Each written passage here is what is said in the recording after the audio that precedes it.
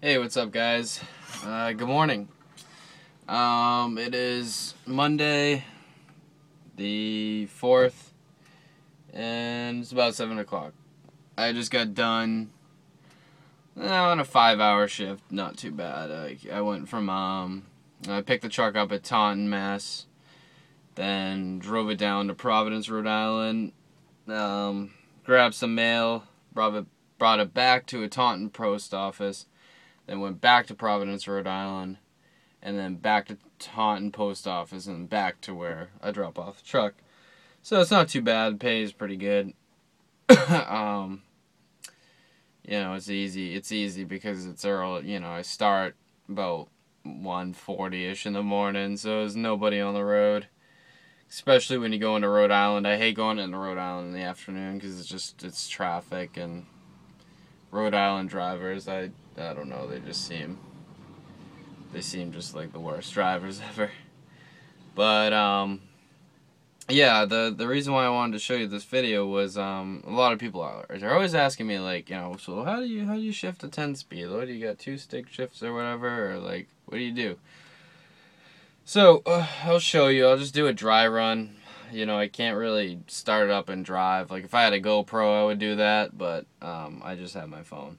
So yeah, and yeah. So this is what it is. It's you got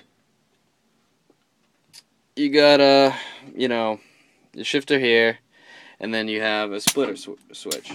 So down is low gear, and high is obviously high gear.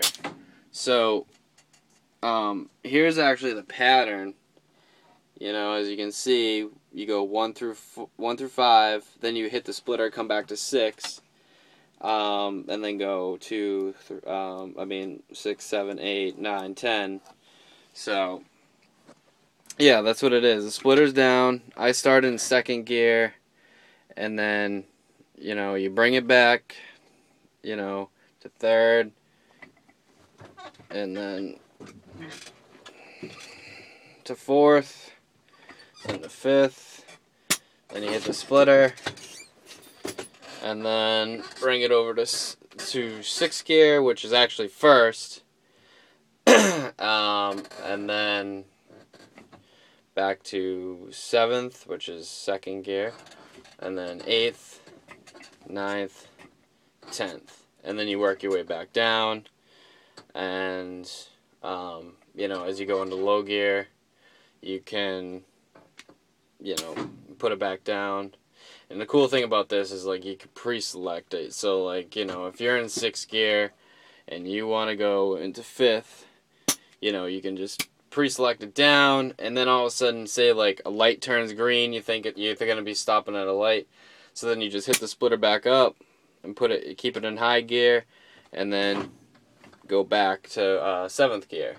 But say it did turn red, and you got to stop, just put it down, and then go back into 5th gear.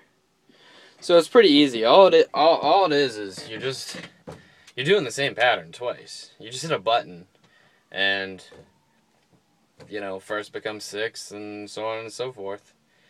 So I mean, it is kind of like, I've been doing it for a while, so I think it's easy, and it's hard to explain stuff. I'm not a very good teacher. So when people ask me questions, it's kind of tough for me to, tell them stuff, because I just do it without thinking about it too much.